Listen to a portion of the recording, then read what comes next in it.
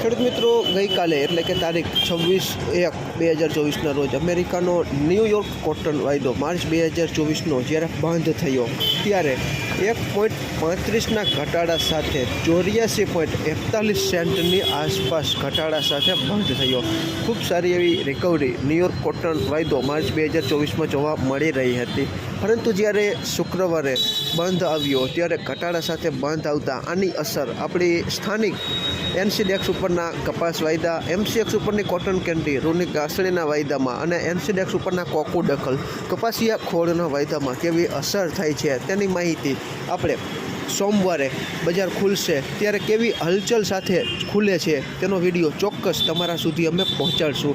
અત્યારે ગુજરાતમાં કપાસની આવકમાં ઘણો બધો વધારો થઈ રહ્યો હોય, કપાસની વધતી આવકો કપાસના ભાવને વધવા નથી દેતા, આવું અમારું અંગત માનવું છે.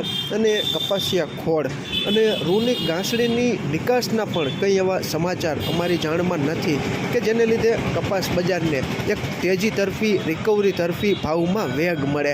તમારી પાસે કોઈ માહિતી હોય તો તમે કોમેન્ટમાં જણાવી શકો છો, અને બજાર ભાવ આપણી પાસે આવશે એટલે તરત જ તમારા સુધી પહોંચાડવાનો અમારી પાસે સમય હશે તો પ્રયત્ન કરશું. ખેડૂત મિત્રો, આ સંપૂર્ણ માહિતી મારા પોતાના અનુભવ આધારિત તમારા સુધી પહોંચાડી છે. અમારી આ માહિતી મુજબ તમારે કપાસ રાખવો કે વેચી નાખવો તેનો નિર્ણય અમારી માહિતીને ધ્યાનમાં રાખીને નહીં, પરંતુ તમારા ખુદના ભરોસે અને આર્થિક જોખમ સહન કરવાની ક્ષમતાને ધ્યાનમાં રાખીને તમારા ખુદના ભરોસે તમે નક્કી કરી શકો છો કે મારે કપાસ રાખવો કે વેચી નાખવો. ફરી જ મળશું નવી જ માહિતી લઈને નવા જ આવનારા વિડીયોમાં. ત્યાં સુધી આપ જોડાયેલા રહો, માહિતગાર બનો, આગળ વધો. આભાર ખેડૂત મિત્રો.